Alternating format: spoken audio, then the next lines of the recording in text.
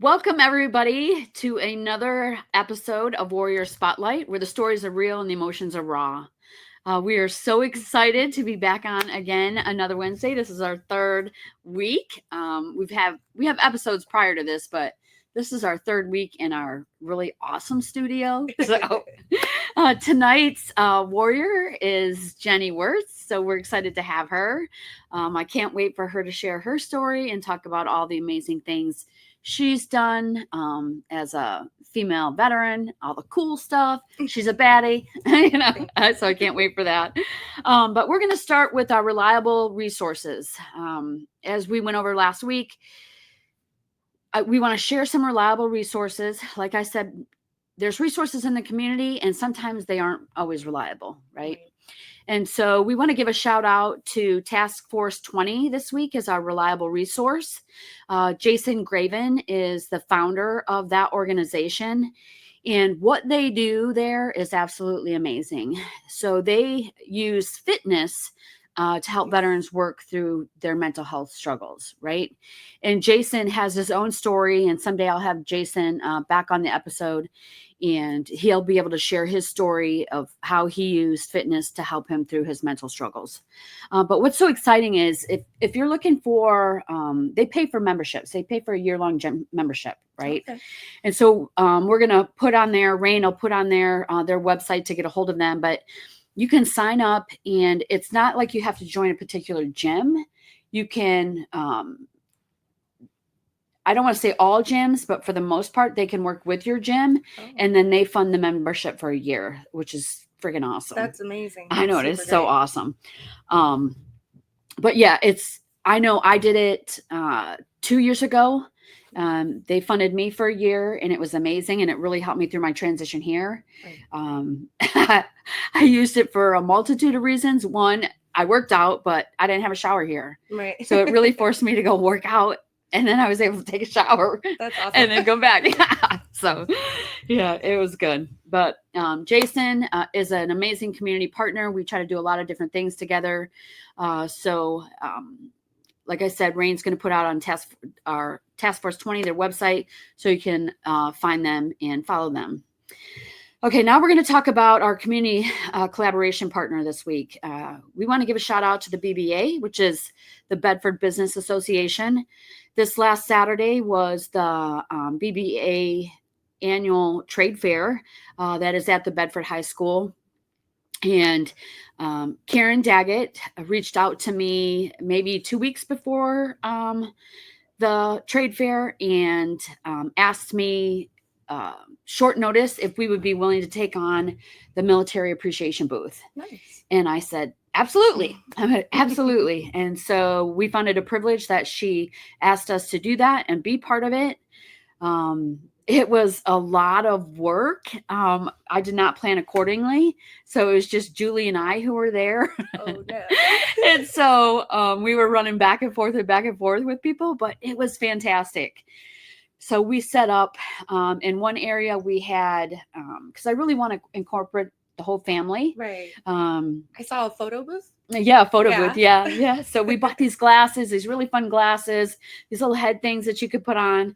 And it was really just an opportunity for the civilian community to thank a veteran and take a great picture. And we could post it to the BBA's social media.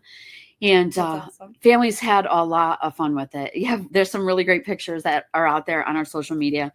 And then they tagged the BBA as well. And then on the other side, we did something really cool where, because the whole basis was getting the community involved, the family involved. And so you could write your veteran's name on a star. Oh, okay. And then what we did was we hung the star up on this wall.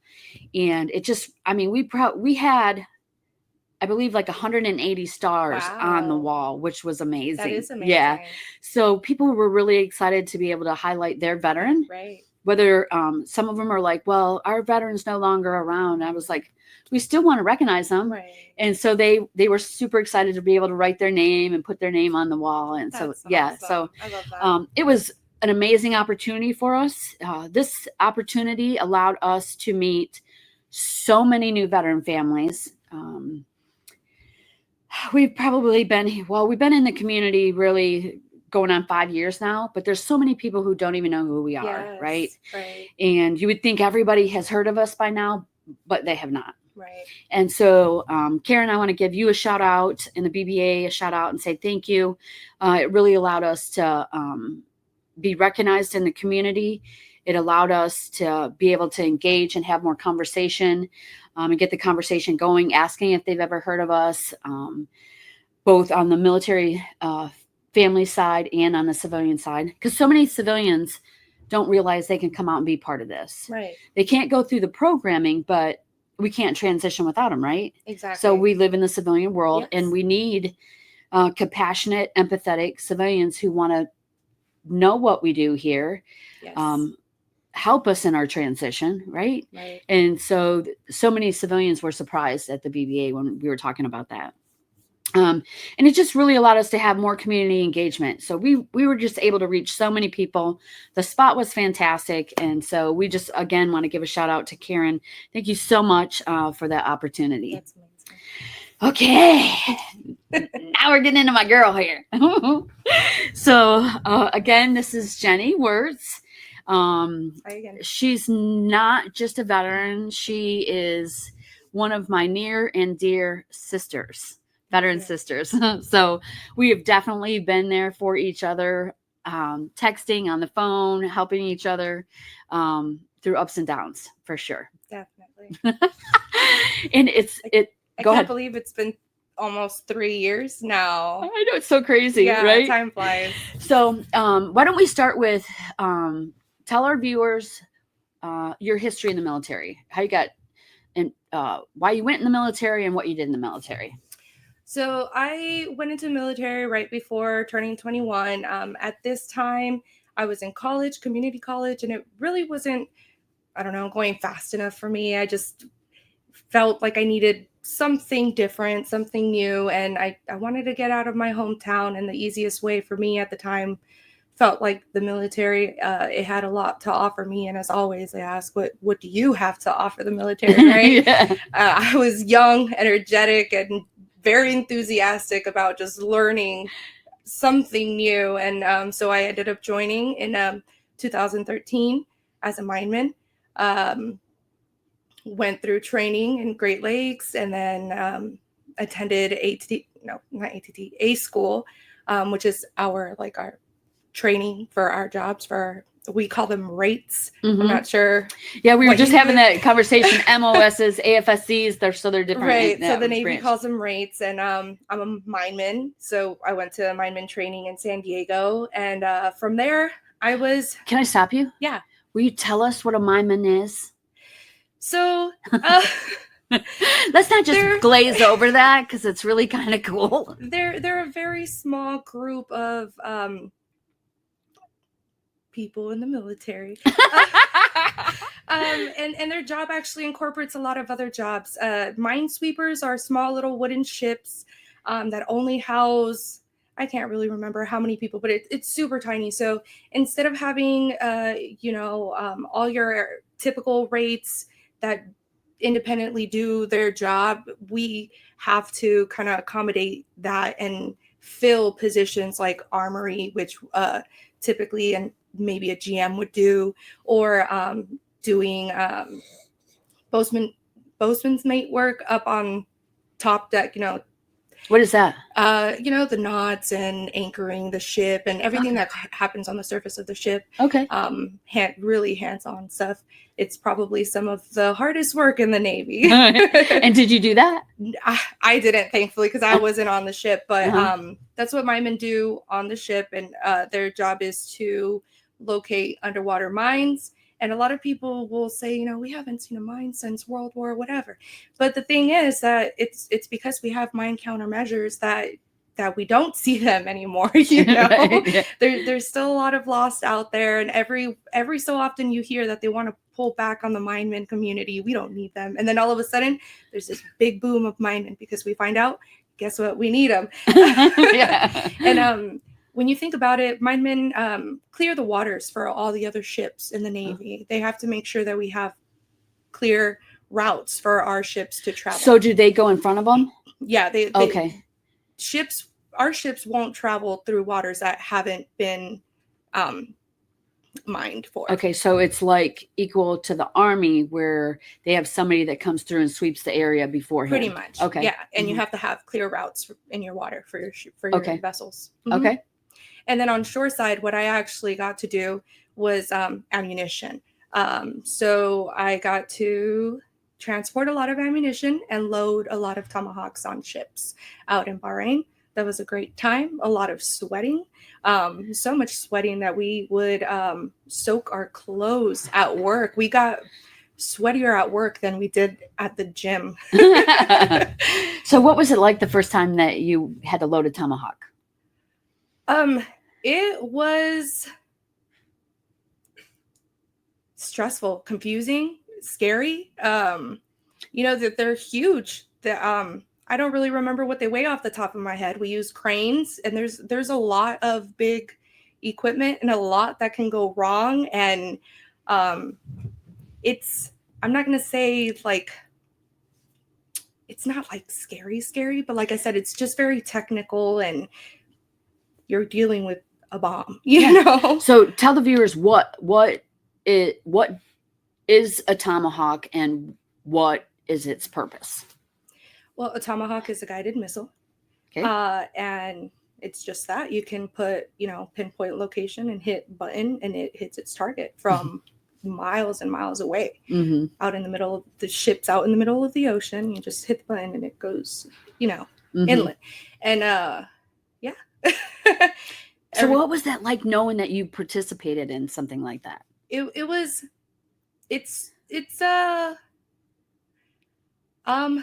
I don't know. It's a little bit eye-opening. Like I remember there was a day we were heading out of base, but the gates were still closed, and I think we were under some kind of lockdown or something or other.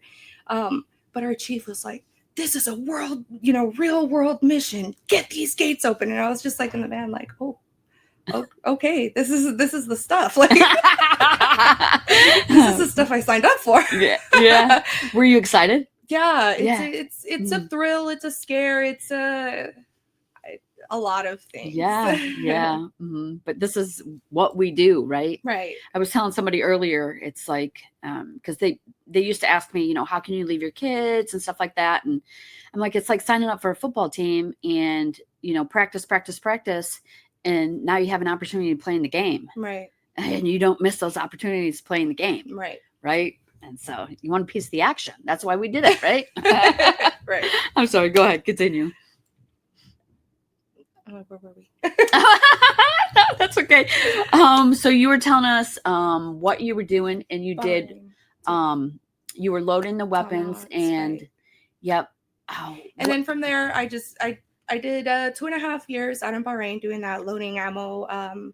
For all the moving ammo for all the commands out there, loading tomahawks. And so you don't just load tomahawks when like big world stuff is going on. So we swap them out between ships all the time, and just you have to service them, so they have to come out and stuff like that. So they're constantly moving for a variety of reasons. But from there, 2.5 years out there, came stateside, and we were in Charleston, South Carolina, for a couple of years, where I did correctional work. I was a correctional officer at the Naval Brig there. It's an all-male facility, so that wasn't always fun as a female there. The Marines always had a lot to say about the jobs that we couldn't attend to as females. It was fun. Well, this is a good segue, because we want to, I definitely want to hear more, and we might go back, but this is a perfect segue to talk about, share some of that experience, share the experience of, what you endured in an environment like that. It was actually pretty stressful. So like Bahrain, being out in the Middle East, it's also stressful. I was young, first time really away from home other than boot camp, right? And then now I'm in the Middle East, like halfway around the world.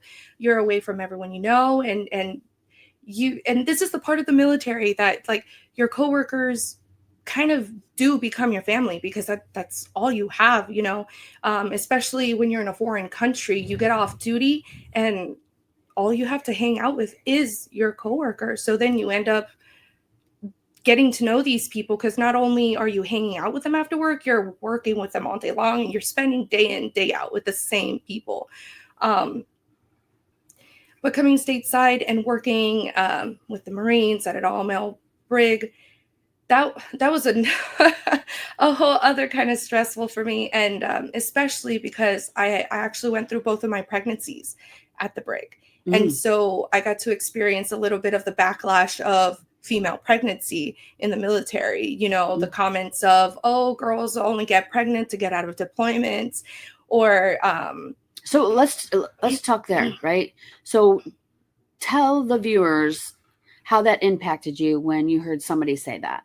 Well, it was really frustrating and angering for me because, first of all, I'm just coming back stateside from doing overseas duty. And in our Navy regulation handbook, because everything's in black and white, anything you can possibly think of doing in the military, it has its regulations on how to do it, to include pregnancy. And for us, it said to try your best to align your pregnancies with shore duty. So had I continued on my military career after my brig duty, I would have been back on ship overseas. So the ideal time for me to have been pregnant was there, but that doesn't matter. You know, the guys still always had something to say. But just think about that as far as viewers, right? It's when we say everything is in black and white. In black and white, right? Think about that, yes. Viewers. Like you want to take an hour off, that protocol. You want to go to the doctor, protocol. But you're planning your children around instructions. Yes. It's so crazy, right? And then when you're pregnant, you get crap for it. Yes, you do. Go ahead, keep telling us more. So as I started to become more visibly pregnant, I didn't really want to be around the prisoners anymore. You know, I had to be in unit with them. There wasn't, I'm not going to say there wasn't a lot of security, but all that came between me and them was a desk that just, you know, you can just go right behind the desk. And it came a point in my pregnancy where I was just like, if something happens, I can't really say what will happen. I kind of want to protect what's here, you know? And they didn't really listen to me and kept me there for a lot longer than I think they should have. And so a lot of the pregnant women the women who were getting pregnant were being placed in the control center, but I was not qualled yet. And instead of allowing me time to get qualled, I was being placed in other places where they can kind of not see me. And it kind of felt that way. I'm sure there was some thought process on their end, but for me, it was like, hide the pregnant girl in the back of the brig, you know? Right. Yeah. Right. Yeah. And I kept hearing comments talking about like, oh, wait till you get back from maternity leave. We're going to put you here. We're going to put you there, you know, talking about like the worst posts to put me at. And so just being pregnant and hearing all that, oh, it was so stressful. And that's already on top of hearing the Marines call you a wasted space because you're a female who can't do strip searches on males. And it's just like, I'm on military orders. Right. I'm just where I need to be. I'm sorry this is inconvenient for you, and it's also inconvenient for me. Again, regulations governed it though, right? Right. I mean, you didn't make up the rules. Regulations governed it. Right. I would do it if it wouldn't put me in the female version of this place. Right. Yeah. And so, yeah, it was just, and like I said, just hearing those comments talking about, you know, girls just get pregnant to get out of duty. And I remember the first time hearing it, I snapped off, and everybody kind of laughed at me. They laughed like, oh, we made Wertz angry. Oh, there goes those pregnancy hormones. And I was just like, and the first time I brought up a concern to one of my higher ups, that's what he also said. He's like, this is your first pregnancy. This is probably going to happen a lot. A male told me about pregnancy and what I was going to be experiencing in pregnancy. And I was just like, Sure. Okay. I'm overreacting. Yes. Yeah. I mean, there's so much behind. Obviously, we chose it, right? Right. Because there's going to be those people who say, well, you chose that career, Right. right? We did. We chose it. And we right? endured it. Here That's we are. Right. That's right. That's right.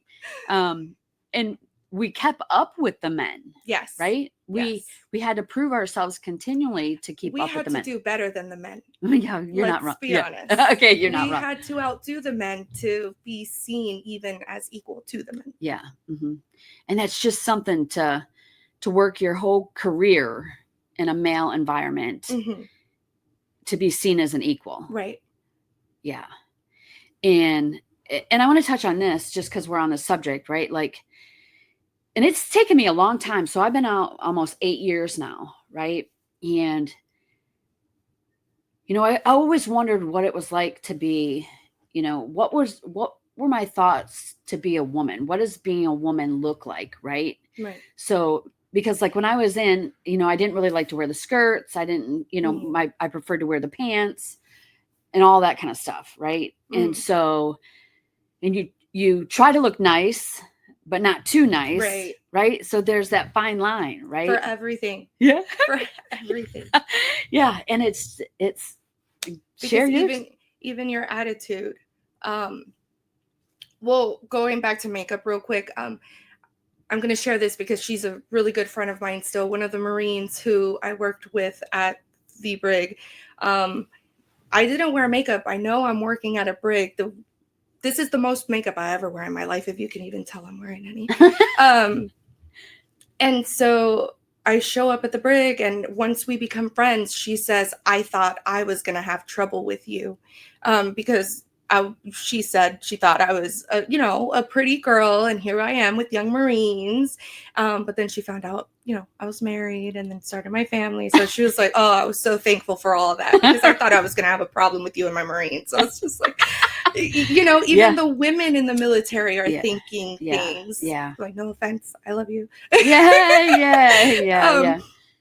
We have many battles. Yes. And so that's just looks. Then you get into personality. You can't be too nice because if you're too nice, you're too flirtatious, you're seen very inappropriately, whether you're meaning to or not. We have this saying, I don't know if you heard it in the Air Force, but I heard it every single day of my life in the Navy, and it's perception is reality.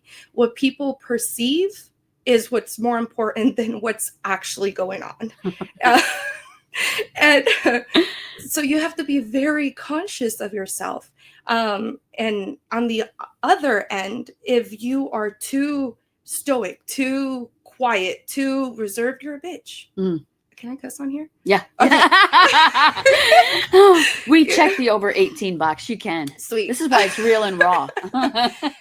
And then you're seen in this negative light too. Like, oh, you can't mess with her. Oh, you can't say anything around her. Or if she's like, and then no one wants to hang with you. No one wants to talk to you. And it's just this little, as a woman in the military, I feel it's this little sweet spot that you need to find. And it's hard.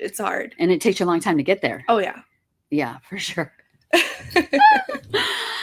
So how many women were on your ship? I actually was never on a ship. Okay. Like I said, I did type 2 sea duty, which is overseas in Bahrain. But there was probably like 10 of us out there, 10 women. And I'm 5'8". All the girls I worked with are much shorter than me. And I remember my first day at the command. This is important because we move ammunition, and ammunition is heavy. If everyone, I'm not just talking a little single ammo can. We're talking all sizes, all varieties, up to 100-pound cans and crates, and we're moving it all. And so I come onto this command, and all the girls are about 5'4", 100 pounds, and my first day on the job, I can barely move these things. I'm struggling hard. I'm using my waist and my hips to move these boxes. And these little, I'm telling you, 5-foot little girls are just like, bam. And I was like, I need to hit the gym. I worked with a lot of very strong women. Yeah. And it, like like we talked about, you have to outdo the men. Mhm. And we were out there moving it. Oh, that's awesome. Okay, let's transition into let's talk about your husband as a veteran, Yes. right? Yes. So let's share a little bit coming from a double veteran family. What's that like? Oh, it's stressful. It's hard. In recent years, we've been together for, in May it'll be 10, and it's been a journey. It's been a journey. In recent years, we've noticed how much we are so alike. Going through this program, really, you put a mirror up to your face, and I was like, wait a minute. That's funny. Yeah, and so we've really held each other's hand through it, and it's been great to have a partner who understands what I'm going through and has been able to be there for me and be a major support system for me. And share that piece of it. Share how you got out and then how he got out. So I got out from brig duty in 2019.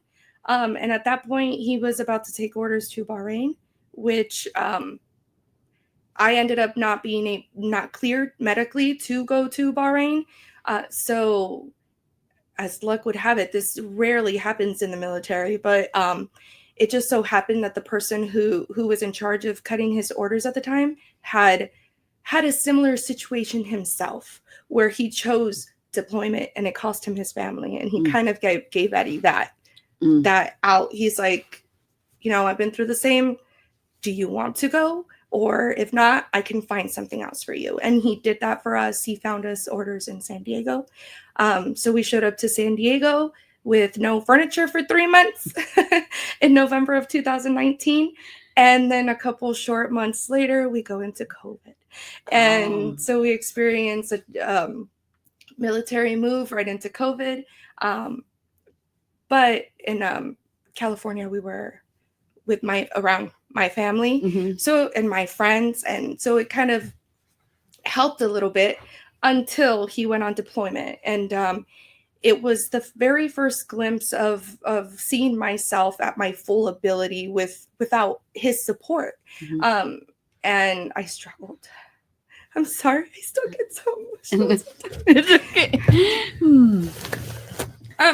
So I deal with not just PTSD, but I deal with fibromyalgia, which is chronic pain and fatigue. But at that time, the stress came on and it started to affect my body physically. And I was in pain every day and taking care of 2 little girls. It was really hard. And when he came home from deployment, he was selected for E7 promotion, which is Chief Petty Officer in the Navy. It's one of the biggest promotions, in the Navy for enlisted sailors. I'm sorry, but it was a lot for him to handle, and he ended up submitting hardship orders because even though his ship had just came off deployment a month ago, he was getting ready to go back on deployment in another 4 months. And his ship was like, you don't have time to go through season and also submit. At the time, it wasn't going to be hardship orders for separation. It was going to be, I'm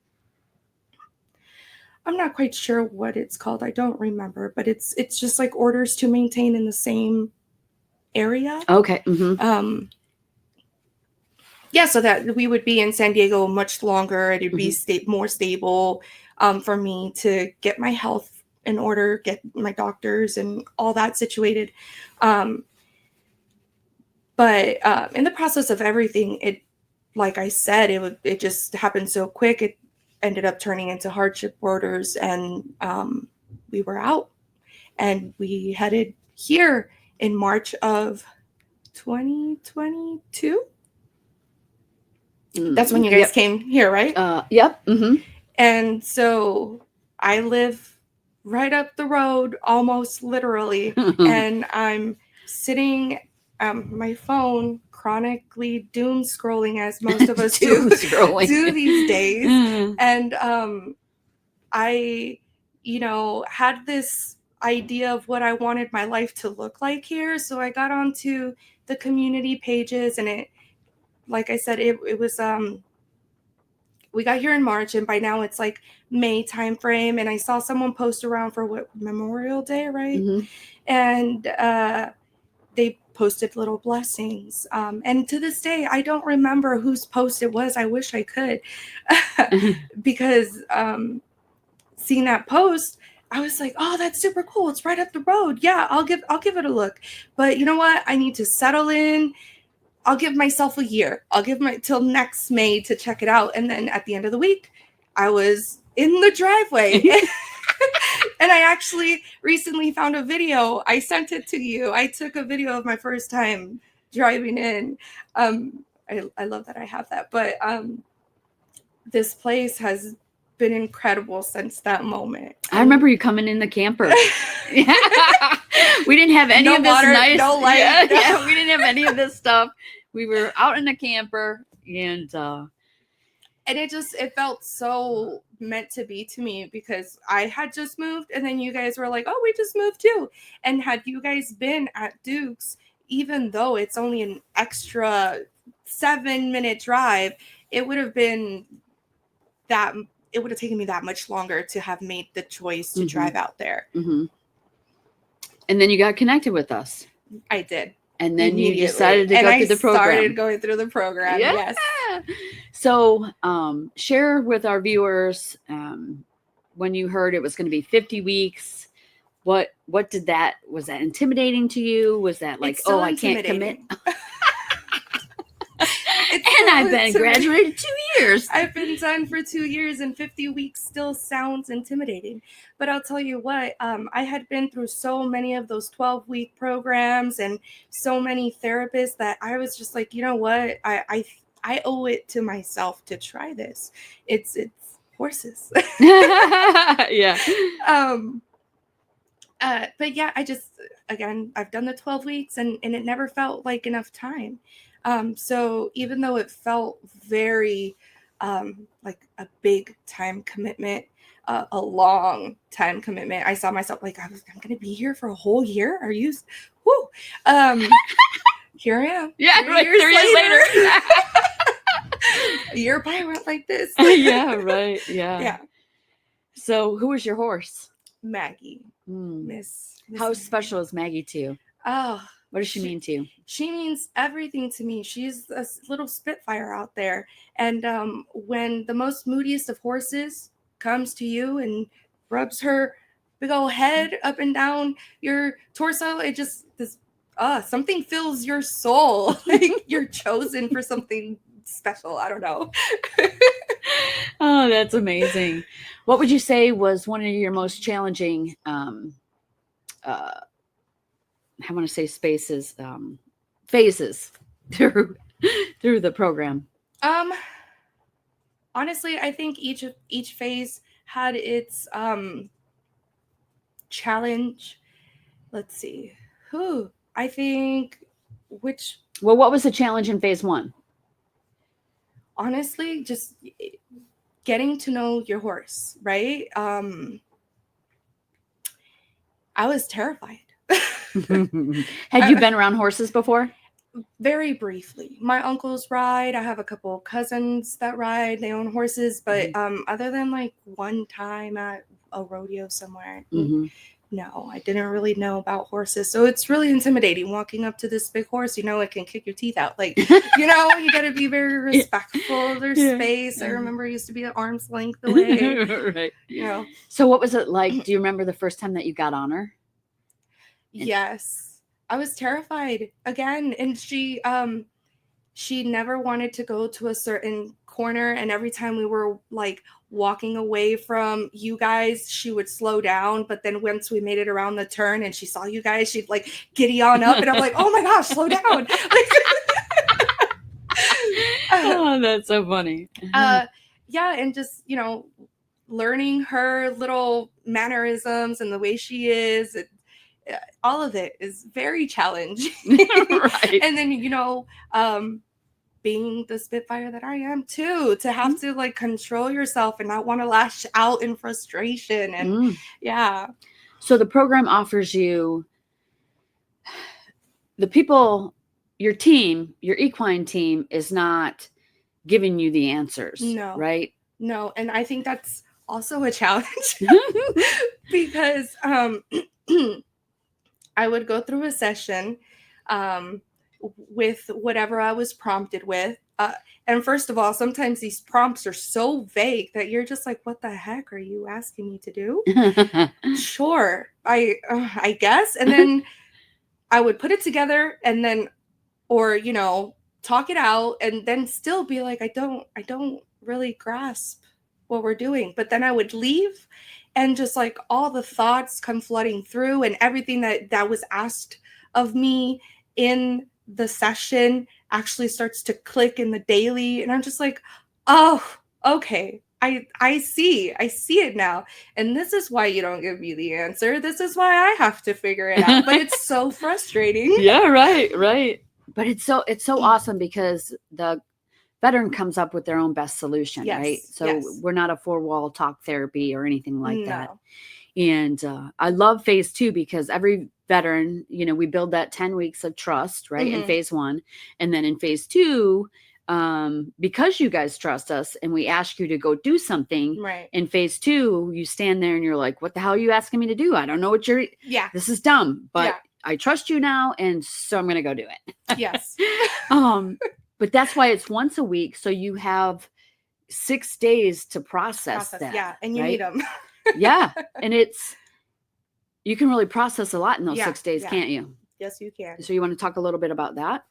About as far as like, I know you just said like you would, so you would leave here not knowing, and then what would happen? Like, well, it's, whatever you were prompt for in that session. I don't want to give too much of our sessions away, whatever you're prompt with, maybe in that moment, it's really, really hard to like really think of what's happening. But then you leave and the thing that triggers you happens and you're like, this is a perfect place where I can use said thing that I came up with that made no sense during therapy. Yeah. But how did you feel about phase 3, the EMDR? Oh, phase 3 is the roughest. It's the most challenging. Why do you say that? Because you really have to dig deep inside yourself, and it's kind of where you hit the deepest parts of yourself, and you don't want to. It's really fragile. It's stuff like, for me, it's stuff that you haven't even thought about since your childhood, and they just randomly bring it up. And you're like, I haven't talked about that for like 30 years now for a reason. Yeah. And but sometimes there's no way but through it. And having the support here helps.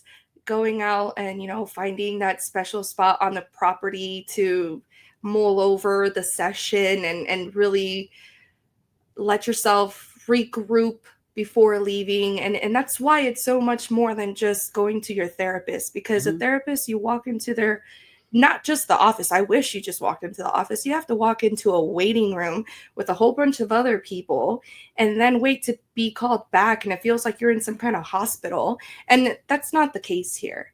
Some veterans even have their sessions in different parts of the property, right? Like depending on the weather allowing.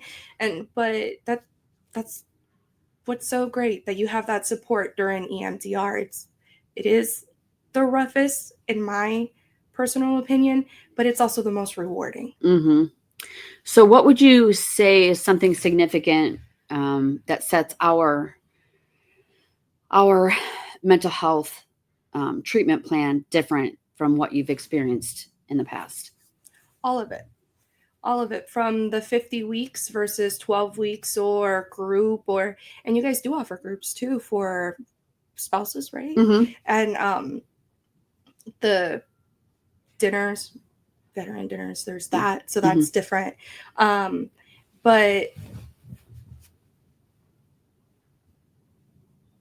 having the family aspect of it, the, like you just said earlier, the civilian community support, you when I come in here, I know I'm looking. First off, you can tell who's a veteran and who's a civilian. But that's the great part, that like you just walk in and you know, like there's just this sense of community, that camaraderie that we had in the military that we don't typically get from our civilian community. But having them still in this space is still so meaningful, you know, seeing all the volunteers and seeing how much they care about the veterans in this community. It really makes you feel even more welcome at home, not just here at Little Blessings, but in the community, in the city. Other things are the 18 acres here.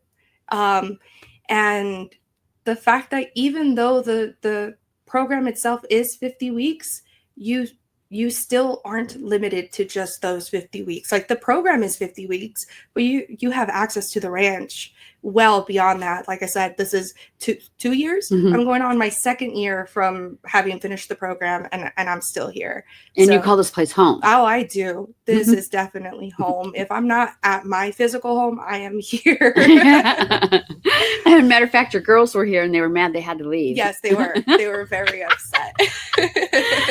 But your girls went through the kids program, right? They did. They got to benefit from that. Well, what did you see? What were some of the outcomes that you saw in your girls from the program that they went through? My youngest, I feel she benefited the most from the program. When she started the program, she was one of the most quietest kids I had ever met. She hated saying hello and even more saying goodbye. And now she walks around hugging everybody, and I can't get her to be quiet. Like she always has something to talk about and sing. Oh, and it's beautiful to see your children blossom the way a parent wants to see their kids thrive, you know? And not just my kids. I remember going through the program and every week hearing the other parents have comments about their own kids and their progress. And it's such a beautiful thing. And you just want to root for them all, you know? And that's what's cool too, right? So, I mean, the kids are going through the program, but you're connected with other veteran parents. Yes. Right? Yes. So there's a completely different connection that's happening there than that's happening anywhere else. Absolutely. Not in the veteran treatment area, not in the spouses group. You as parents connecting. Yes. You know, rooting your children on through there. That's pretty powerful too, huh? It is. It is. And getting to see the kids go through a couple of the things that, you know, we go through. It's really it's funny. It's cute because they're so little and they're out there with little flags too. Like, hey, I just did that last week in therapy. Yeah, but they're great, huh? Yes, it's great for them. Yeah, I love it. So what does this space mean to you and your family now that you've completed the program? You're 2 years after your graduation. What does this space mean to you? It's still a grounding space for me. It's you know, you've seen it firsthand. I was obviously a lot more hands-on when going through the program, and I feel over the past 2 years we've kind of like backed up a little bit, but at no point have I ever stopped feeling welcome. At no point did I ever feel like obligated or pressured to be here, or, you know, it's just where life has us at this moment. And, and like I said, it's a grounding space. If I'm ever in a mental struggle where I feel the whole world is against me, because I don't know about you, but that happens to me, I can sit there and go, no, you have people at Little Blessings who care. And it's enough to pull you out of it. I love you, girl, so much. Oh, and that's what I love too, right? Is that we don't claim to fix anybody. No. Right? Yeah. And so there's absolutely no judgment here. There's just continual support after. Fiona wants to give you some love. Yes. I'll take all the cuddles. So there's just continual support that happens here. Yes. Yeah. With Fiona. Yeah.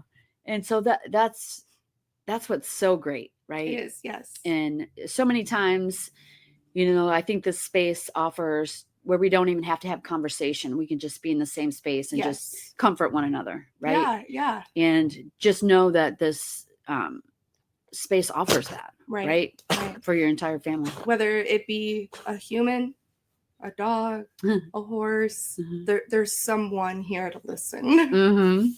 What is your favorite spot on the ranch?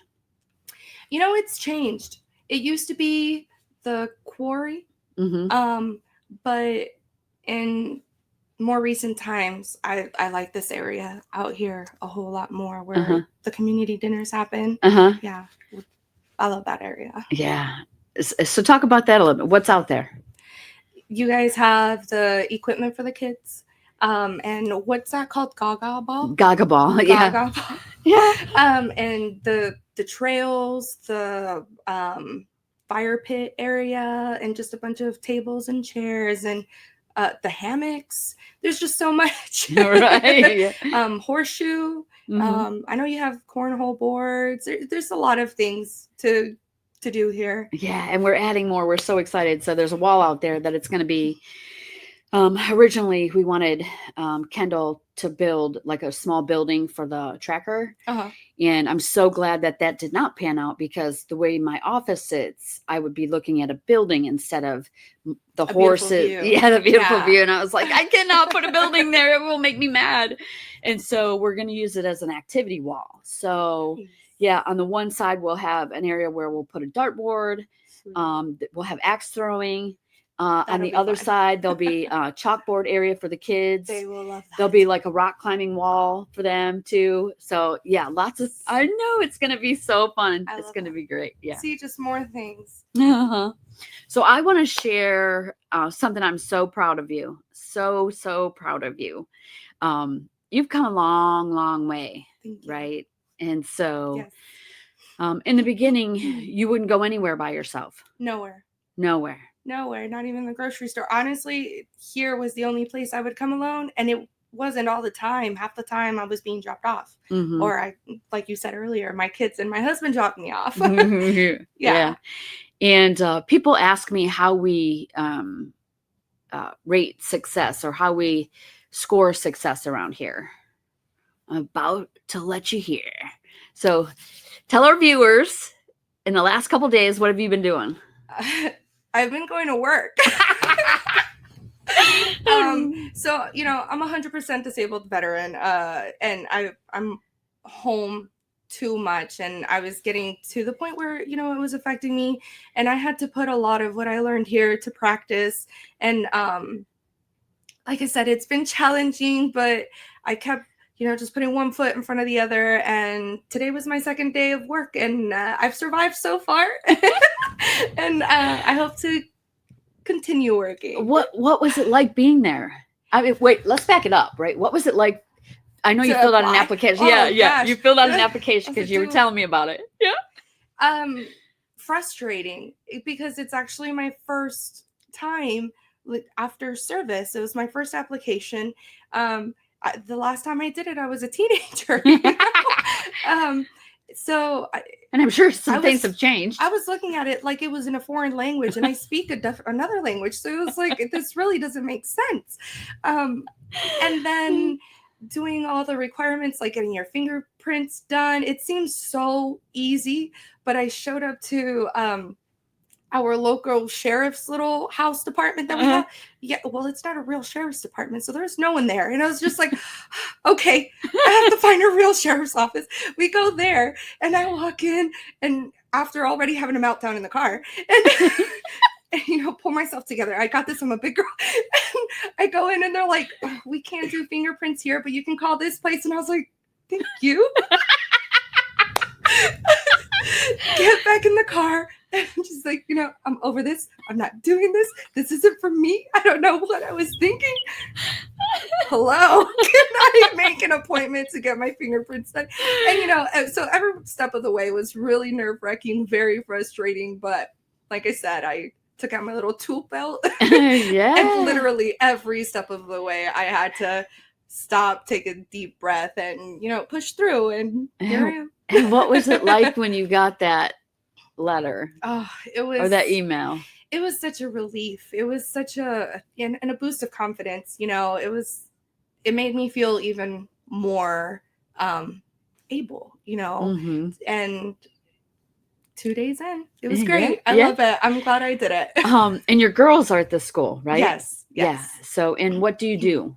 What's your job? I'm a playground aide, and I watch the kids during recess, and so my girls have me at recess too, and it's a win-win for everybody. I'm out of the house, I'm employed, and I get to see my kids for 20 minutes. And they like it. They love it. They're little enough to still like you out there. Yes, thankfully. Well, and they asked me to push them on the swings. So oh, that's a win. Right. Well, tonight when you guys got here. Yep, got it? Yep. Sorry. Oh, tonight when you guys got here, the girls were just going on and on and on about how, you're at their work, at their school, and their little faces were just their smiles were so great. Yeah, they really were excited about having you there, huh? Yeah, I actually didn't tell my youngest about it. I just let her find me on the playground. Oh, it was really exciting. Oh, I bet it was. Yeah. Let's talk about some of the friendships that you have built here, right? This place is more than a therapy facility, right? Yeah. It's more than a treatment center. It's more than community dinners. Mm-hmm. Have you found friendship here? Absolutely. There's so many veterans that I've connected with, and every time I come here, they're like family. And for me, I'm from Southern California, and all of my family is still in Southern California. So to come here and have a little bit of family, it's the best. God, I love you so much. Yeah. I'm really trying. No, you're amazing. No, yeah, but the way that the other veterans care about you, Mm-hmm. we know what we're all here for. And even though all of our stories are different, a lot of our symptoms are the same, a lot of our struggles are the same. Mm-hmm. So again, even though our stories may not match from the past, mm-hmm. today we're a lot of us are talking the same things, saying mm-hmm. similar things. And it's great to have another place other than my husband, to have that support and have people who understand you and accept mm-hmm. you, mm-hmm. And ultimately love you just for who you are, mm-hmm. Yeah, I don't know how else to say that. Yeah. And it's amazing to have another female veteran, right? Like, yes, there's not many of us. Yeah, I think you and I connect so much, right? And so when I was struggling in Hawaii, you were my go-to, right? I'm glad you were able to text. Yeah, and you helped me. I was in a very bad spot. Yeah, and that's what's so amazing. I'm like, now I'm God. That's what's so great about it, though, is that we truly have each other's backs. Yeah. Right. Yeah. And we can say anything to each other. Yep. We know that we trust each other 100%. Absolutely. We don't judge each other, and we're honestly there to support each other. And I can tell you, it was so important to me going through those struggles to have somebody on the other end who really knew what I was enduring, right? And be my cheerleader, right? You definitely were my cheerleader. You would text. I know, yeah. You would text me and, how are you sleeping? Sure, sir. How are you sleeping? And just checking in, right? And then even when I got home, how are you sleeping? How are things going? And things that we do today. The weather's getting warmer, so we'll be able to be having our bonfires. Yes. Yeah. And a couple of weeks ago, we had a euchre night here, which was just, it's so much fun. Yeah, it's just so chill. And this Saturday, we're going to do the same thing. But I believe there's going to be more people coming this Saturday. The more the merrier. Yeah, and the kids will be here. So it's not a space that we discount the kids. No, they get to come and be part of it. Yes. And man, it's just going to be awesome. And again, that's really, truly, like, I feel the biggest difference is that family aspect of it, that I don't feel I have to show up alone. I can bring my kids. I cannot bring my kids. I can bring my husband, not bring my husband, but I have that option of not doing it alone, And of course I have the veterans, but allowing my family into my healing space is is a world of difference, because I can go home and tell them about it, but having them here to experience bits and pieces of it too it's just amazing. That is awesome. Yeah. So what would you say Eddie would say would be some of your changes that he has seen in you? My outbursts. I used to have very angry outbursts. I was a screamer, a yeller. I love to yell. And if I was angry enough, I might even put in a screech, this face is probably the face that he'd make if he heard me, Yeah, right. That's one. And two is just feeling like everyone's against me. And my lack of confidence, and these are things that have changed. I have enough confidence to apply for a job and go to work every day, right? Yeah, so proud of you. And there's a lot of other things that I've changed in my daily. Like the biggest one for me, like I've said, my fibromyalgia sometimes does get the best of me, but I've learned to give myself grace and allow myself the rest days if I need them.